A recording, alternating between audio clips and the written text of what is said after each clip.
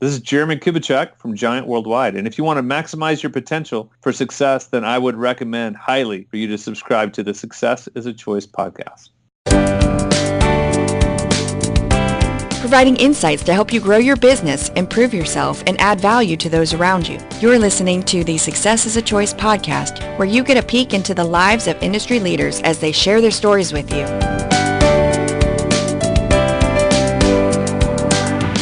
Welcome to Success is a Choice podcast. I'm your host, Jamy Bechler.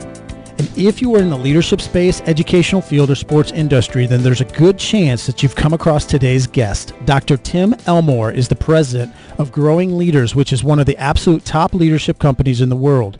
Tim Elmore started Growing Leaders in 2003 with the mission of developing young leaders who will transform society. He has written more than 30 books, including some that sit on my bookshelf at home, including Habitudes, Nurturing the Leader Within Your Child, and his newest book, Marching Off the Map. Tim, it's great to have you joining us today. Welcome to the show. Thanks, Jamie. I'm honored to be with you. Well, great. I gave a little background just real quickly there in that intro, but could you give us a snapshot into maybe your background and where you came from to where you are now as the president of Growing Leaders? Sure thing, yeah. Well, I began my career both as an educator and a youth pastor in Oklahoma. I was wrapping up my degree and I began to teach and worked at a little church with kids. And really, Jamie, that's where I got my heart for students. Even to this day, at 58 years old, I still have this passion to equip and put tools in the hands of tomorrow's leaders who are going to be leading us in 15 to 20 years. So I was from California, but caught my passion for students in 1979. By 1983, I moved back to San Diego to go to work for John C. Maxwell. And you and I were just talking off record how privileged I was right out of college to work for this leadership guru who at that time in the 80s still had time to take a handful of us under his wing and really mentor us. So that's where my love of leadership development took root. So my love of students, my love of leadership really began to form under John Maxwell's tutelage. And my nonprofit organization, Growing Leaders, is really an outcome of those two passions. I continue to get more degrees, my master's and my doctorate, but I have really targeted my focus on how do organizations, companies, athletic teams, universities, and high schools really prepare the next generation to lead the way. That's kind of the story in a nutshell. So how did you come to know that you wanted to work with youth? Because there's obviously a leadership trainer can work with anybody, but sure, but you have a passion and you've really started to niche more toward, the mission is transforming young people. Was there an aha moment or a time where you said, I definitely want to work with the youth? Well, there was, but I think I describe it more as an evolution, not a revolution. As I worked with John Maxwell, he was writing books and I was helping him write and I was helping him do events. But I kept thinking inside, what would happen if we got these timeless leadership principles to students, before they make 3 mistakes and ruin a marriage and, all these things happen. So even though John was teaching this 40-year-old or 45-year-old, I was thinking, what could we do if we got it to an 18-year-old?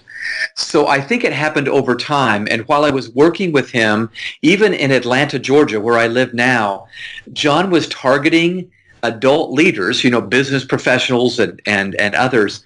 And I started, the vision for Growing Leaders started forming there. And with his blessing, I launched in 2003 this nonprofit organization, just hoping I could put food on the table. You know how that goes in the beginning.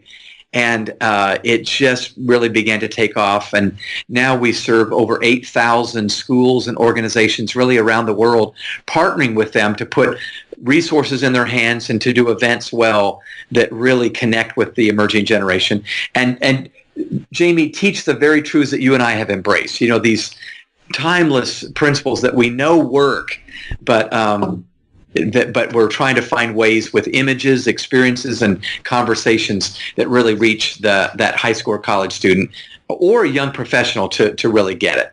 So we have a lot of educators and administrators that listen to this show, and if their passion is to help develop young people as well, or else they wouldn't be in their positions that they have. So if they want help in that area, if they want someone like you and growing leaders to come in, what are some of the things that you would do practically? What are some of the services that you offer?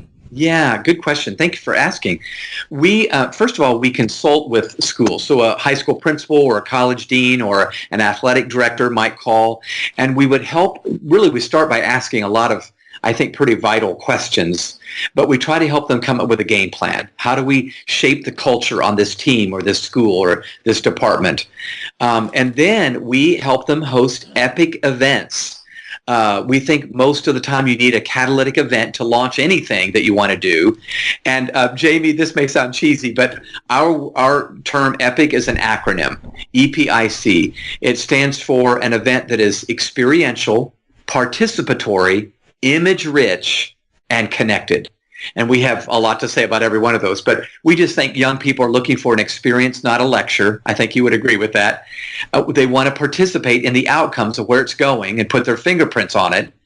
It needs to be image-rich. So we teach with the power of an image.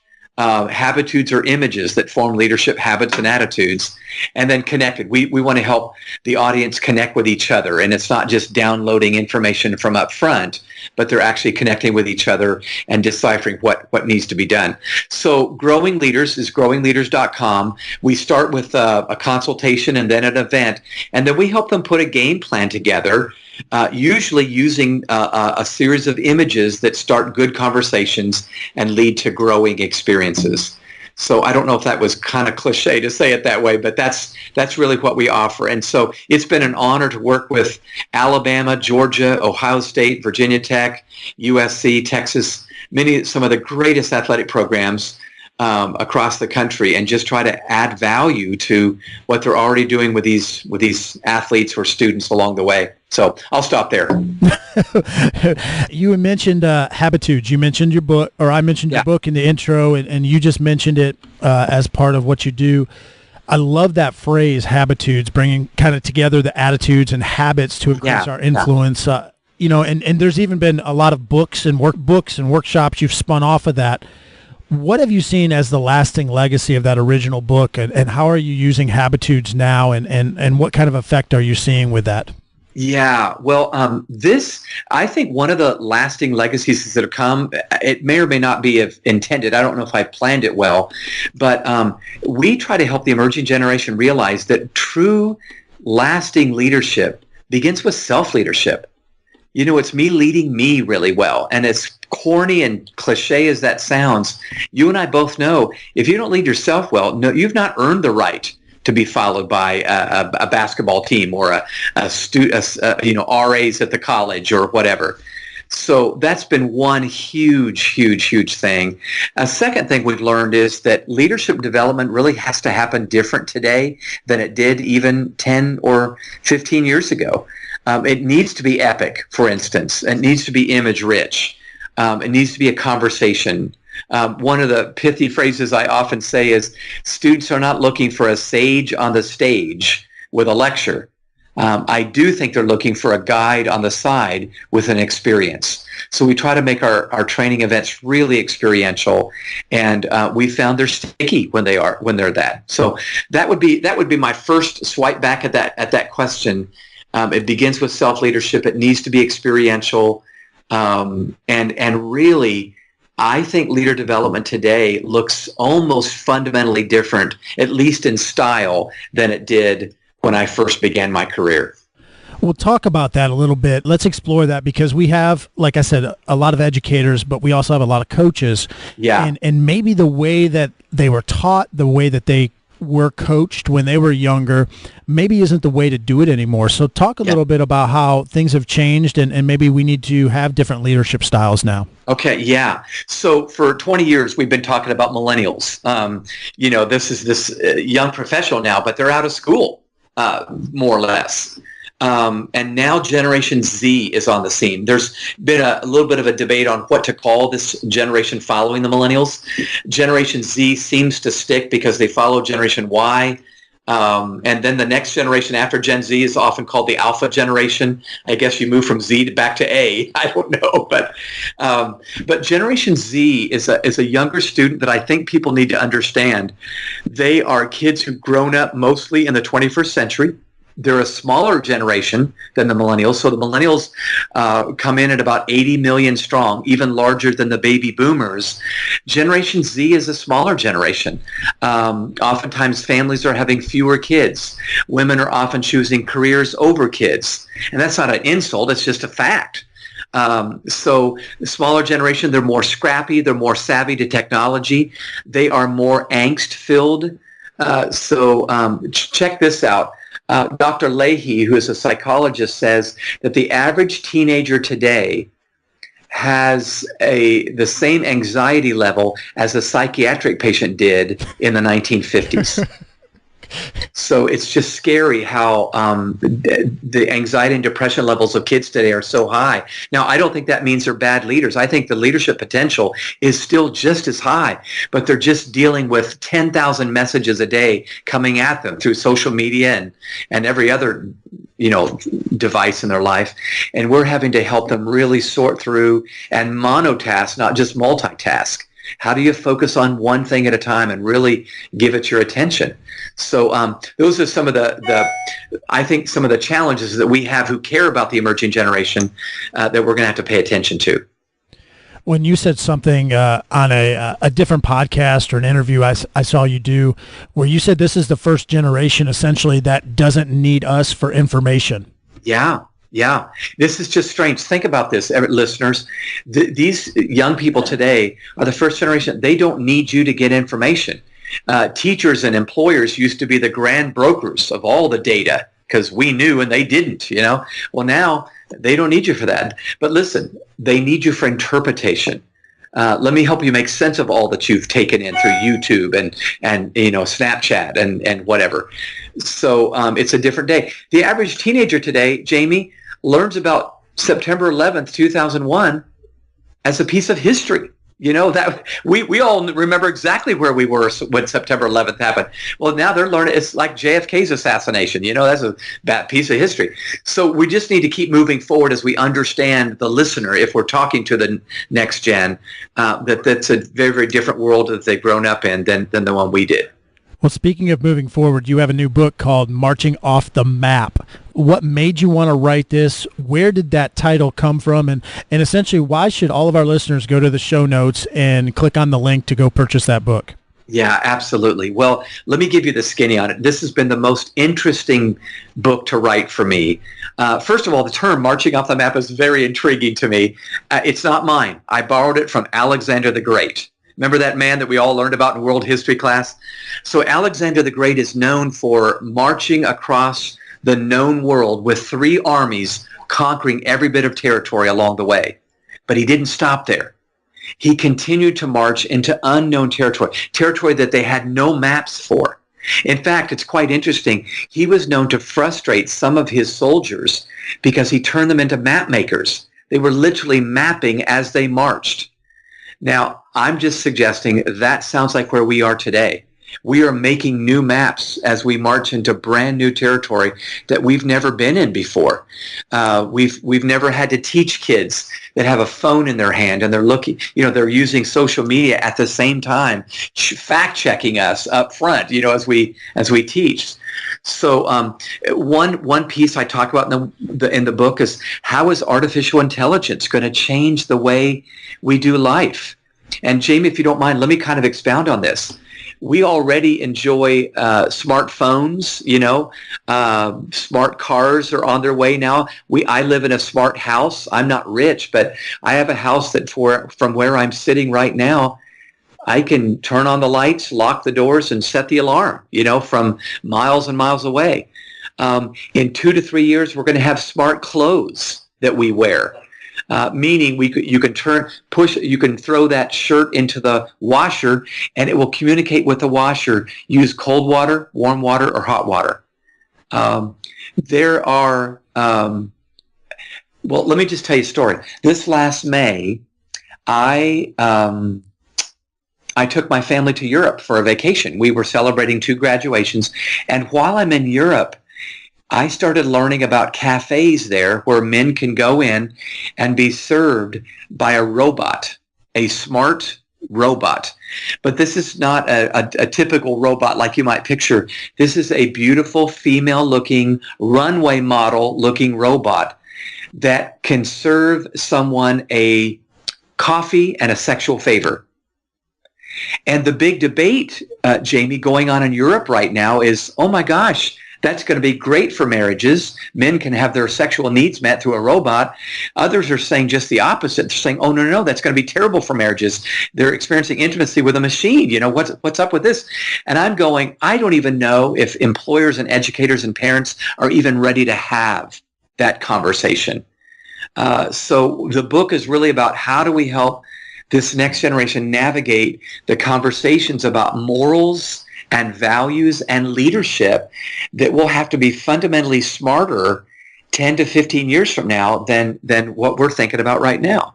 So I'll stop there, but the book is really trying to help the reader navigate the future and the kinds of things we're going to have to think about and talk about that will be fundamentally different than today. We'll return to the interview with Tim shortly, but I wanted to take a moment to mention something that goes hand in hand with what Tim has been passionate about his entire career, and that's of making a difference in the lives of young people. You know, Frederick Douglass once said that it is easier to build strong children than it is to repair broken men. Well, we've put together a book that helps student athletes learn how to be better leaders and more positive teammates. It's called The Leadership Playbook, Become Your Team's Most Valuable Leader. You see, when we help develop today's students, we also help influence the future. So please visit theleadershipplaybook.com to learn more about this impactful book. And now back to more insights from Tim Elmore. So as people start to decide how they're going to handle choices and how they're going to communicate things, parents, a lot of your books are directed at parents or directed at, helping raise kids the right way. So what do parents need to do you think, to help their kids maximize their potential a little bit better, to get their kids asking the right questions or having the right dialogue so that they can start to have critical thinking skills, so that, that they can take advantage of the opportunities in their life for success? Well, that's a huge question. One of the themes that's making its way across the schools of America right now is career readiness. Civil graduates that are career ready. We've been teaching reading, writing, and arithmetic since Horace Mann told us we needed to do that in a systematic way. But, the public school system today, while I love teachers, they're my heroes, is really built to send kids into the Industrial Revolution, not the age that we're in today. So I believe we need to have talks with them about their specific and primary strengths. I think we need to have conversations about emotional intelligence and soft skills. Employers are begging for soft skills in employees that are freshly graduated from college. Once again, ethics. I know this sounds so old-fashioned, but let me give you one of the pieces that's in the book that might be helpful for listeners to ponder. If you go back in time thousands of years, humans lived in what we called an agricultural age. And living in the agricultural age, nothing changed much. You worked the field, you were working outside, and the critical component when you lived in that age was your muscles. The stronger you were, the better you worked your job. Then we moved into the industrial age. It was the Enlightenment, the Industrial Revolution, where now the critical component was your machines. The better your machine, the better you could get work done. Things were changing. Now, today, we live in the information age, where the critical component is your mind. Most of the students that graduate from school, Jamy, today, they're sitting at a computer and using their minds. And the better your mind is, the better you can do your job. But I see a new day coming, and it's right around the corner. We're talking in the next 5 to 10 years. I believe we're going to move into what I'm going to call the intelligence age, where devices are going to be smart. Everything we have will be smart. Our homes are going to be filled with screens, and we will watch those screens, and they will watch us right back. And I believe the critical component is not necessarily our muscles, our machines, or our minds. I think it's going to be our morals. And I'm not trying to make this a religious conversation. I'm just saying we're going to be able to do things that are ethical decisions that I am not sure we're preparing our kids to really make good decisions in that day. So I would say conversations about ethics and character that we think they're getting, but I think today's kid is a pragmatist. They're going, if it helps me do something better, do it.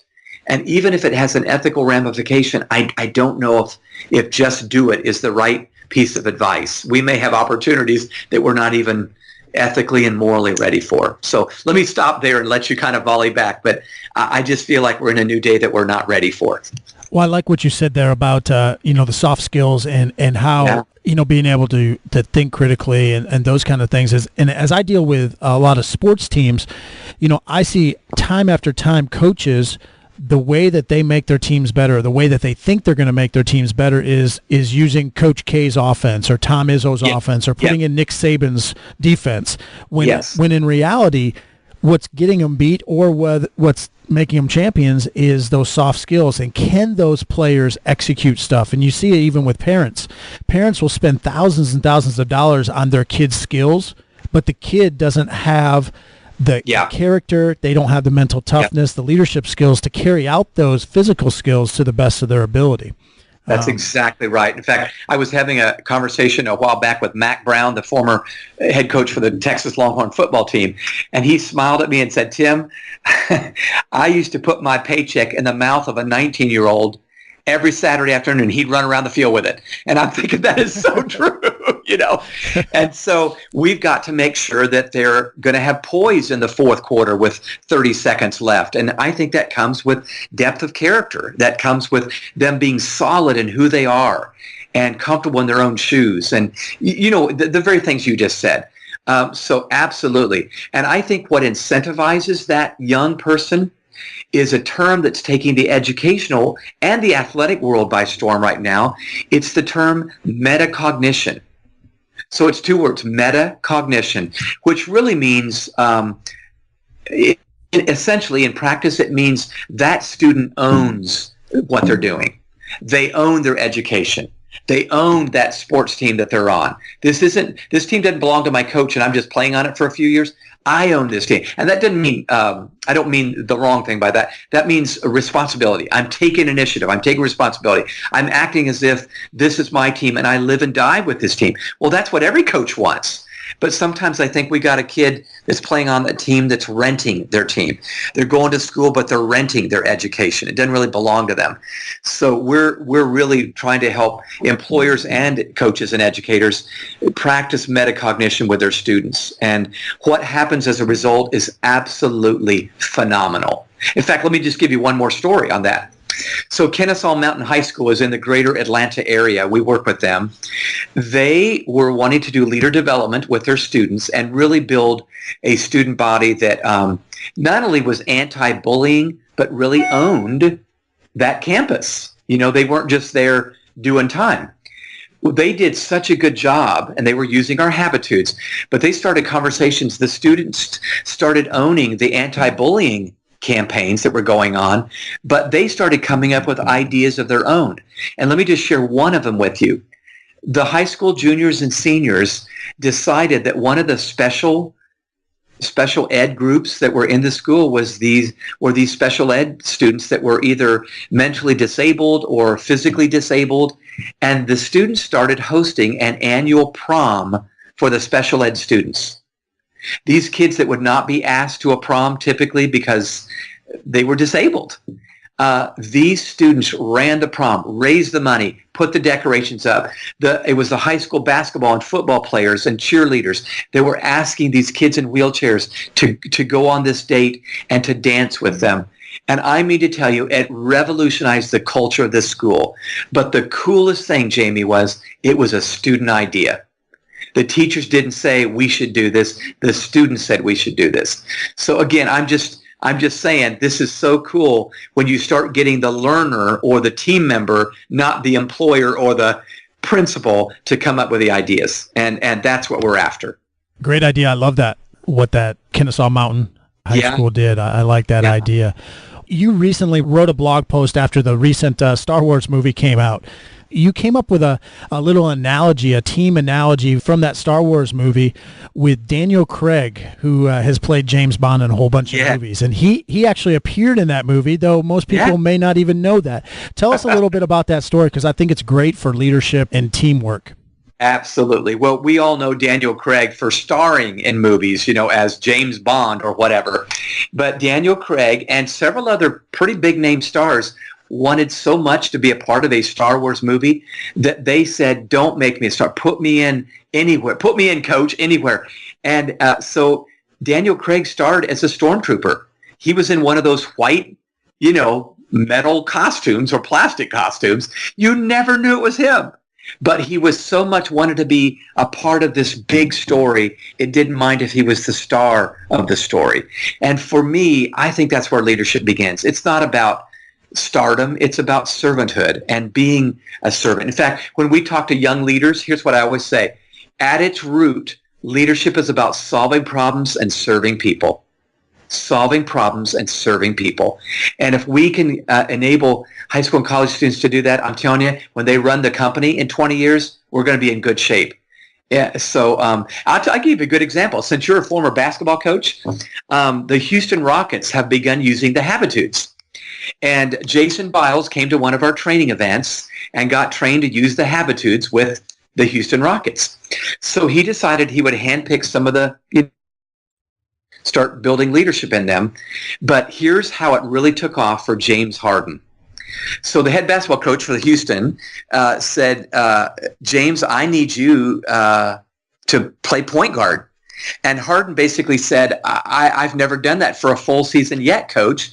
And the coach says, well, that means you're going to have to be the leader of the team. And he goes, well, what does that mean? He goes, you're going to have to figure that out. So James Harden goes to Jason Biles, the performance director, and says, help me learn leadership. So they started going through these Habitude images, and James Harden really began to learn what it meant to be a thermostat, not a thermometer on the team. To be, a river, not a flood, a driver, not a passenger. And so he really took off. And if you remember last season, James Harden had a phenomenal season. I think he led the league in assists most of the season. He was runner-up in MVP voting. But he would say, I began to think like a leader. I began to think about serving the team and assisting, not just scoring, and phenomenal time. And this year, it's another great year. All I'm saying, though, is when people learn that it's really about something much bigger than them, as corny as that sounds, as cheesy as that sounds, that's where you really begin to earn your right to be followed. And I think that's what James Harden would say he learned. It was huge. I love that example, both the Star Wars and the James Harden, because James Harden is known as a scorer, but he led the league in assists. And when he did that, his team did better than they had been doing before. Absolutely. So everybody goes up. Yeah, it's not a coincidence. When your best player is willing to play different roles for the betterment of the team. And I'm a huge Michigan football fan. And so I naturally, when I read that the thing about Daniel Craig and all these stars taking roles in Star Wars, I thought about Jim Harbaugh, his rookie year with the Chicago Bears. He was a first-round draft pick as quarterback out of Michigan, and he played the first half of the season. He played on special teams just so that he could get in the game, and he was willing to do that. But then about halfway through the year, he got wiped out pretty hard, and I think Mike Ditka said that was enough of that, and I don't need my second-string quarterback getting wiped out in the game. Yeah, that's right. But yeah, whatever I can do, Coach, whatever I can do to help the team. This, what you and I are talking about is so fundamental, and some listeners might go, duh, of course. But I'm telling you, this is a light bulb. When I decide I have some gifts, but I'd rather play any role on a great vision than to play a starring role on a little vision, like my own life. I'd rather play, you know what I'm saying. And that's what Jim Harbaugh's heart was as a college student, And now, what an incredible individual. And I think he's replicating that at Michigan even today as the head football coach. So that's what we've got to build in. And I don't think it's intuitive. I think we all want to be the star, and we may be a star of a very tiny story, our own story, rather than put me in and let me play this role on a much larger story, and it's not about me. That's just gigantic. I want to teach my kids that. I want to teach every young leader that along the way. I think coaches need to emphasize that to their teams, but too often times us as coaches, we put on a pedestal those people that hit the game-winning shot and not the person that set the screen or got the rebound that gave us a second chance opportunity. Absolutely. No doubt about it. And like you said, we have to teach that because it's not intuitive. We have to teach to our players or our young people what it means to be a leader, what it means to be a person of character or unselfish. Yeah. Well, many of the students that we meet, they'll say, nobody ever told me I could be a leader. So while some get it intuitively, the gifted ones, the habitual ones, most people just think they're disqualified or unqualified, and we may have to speak into their life and say, no, you can do this. Well, Tim, you're always giving, you're always teaching. Are there some things that you do to help continue your growth and development as a leader? Absolutely. I try to practice the starving baker. That's one of our habitudes in book number 1, season number 1. You know what the starving baker is, don't you? The starving baker is that baker that spends so much time baking bread for others, he forgets to eat and starves himself. Isn't that that's the occupational hazard of every leader, isn't it? We're spending, serving, leading, programming everything, and we don't eat. So what I do, and I've done this ever since 1985 when I worked with John Maxwell, is I come up with a personal plan for growth every year for myself. So usually the first week of January, I've just done it, I get a day alone, and I review the last year, and then I begin to come up with a plan for my growth the upcoming year. So this year, I have chosen to read 24 books. I read 2 books per month, and they're on a set of topics that I've chosen I want to grow in. So I picked 6 topics that I want to grow in. So the 24 books pretty much feed my growth in those 6 areas. I have picked 6 people that are mentors for me in these areas. So each one is a person that's ahead of me in each area. So I have a focus mentor to help me become more focused as a leader. I have a writing mentor, a communication mentor, a leadership mentor, a financial mentor. So some of them are personal growth, some of them are professional growth areas. And I'm reading I subscribe to 11 magazines. I'm pulling articles from those. But my game plan essentially keeps me not only growing, but staying fresh every time I do an event at a new company or school or athletic team. So that's what I try to do year in and year out that just keeps me fresh and growing along the way. I love it. Can you give us a little teaser at what a couple of those books are that you're going to read this year? Absolutely. Daniel Pink is releasing a book like this in the next few months that I've already gotten. I have become friends with him, and he's going to speak at one of our events. But he's got a book called When, and it's all about the power of timing. And you and I both know this already, but he provides research on timing. So that's a great book. One book that I reread every year, so it's not a new one, but it's a fabulous one, is called Leadership and Self-Deception. Leadership and Self-Deception. It's a great book. It's a parable. It's a narrative, but it's an incredible book written by the Arbinger Institute. It's a group of psychologists that is fabulous on how we need to get out of the box, not in the box with our leadership. The book basically is, and I'm smiling as I say this, Jamie, the book essentially talks about how selfish we are as people and as leaders. And of course, we all kind of say, yeah, I'm a little selfish. But he illustrates how absolutely self-absorbed we are and how we need to work at being out of the box and others-oriented. So anyway, that's another great book that I just recommend every year for myself to read, but also for our team to read. Great. We'll be sure to put those in the show notes. Tim, where can people connect with you or learn more about what you or Growing Leaders is doing? Yeah, probably our website, Jamy, would be the best way to find us. It's growingleaders.com, growingleaders.com. I do a blog 3 times a week on leading the next generation well, and of course that's free. There's several free things on the Growing Leaders site, but then our Habitudes books are there, priced the same price as Amazon has them. So yeah, that's probably the best place to reach us. Awesome, Tim. Great insights. I really enjoyed talking to you. You got a lot to offer. So if you're an educator out there, go ahead, look up Tim, look up Growing Leaders, and bring him and his company in to work with your students. So thanks for joining us today, Tim. Jamie, it was my honor. Thanks for having me. We really appreciate Tim stopping by on the show today, and we hope that you enjoyed that interview as much as I did. You know, Tim and his company, Growing Leaders, is a major player in the leadership space, and they're doing so much to add value to so many young people across the country. It was a treat to have him on the show today. If you like this episode, we want to make sure that you don't miss out on any future shows, as we'll have other top-notch guests just like Tim. So please take a quick second and hit that little subscribe button. Thanks a lot, and until next time, remember that success is a choice. What choice will you make today?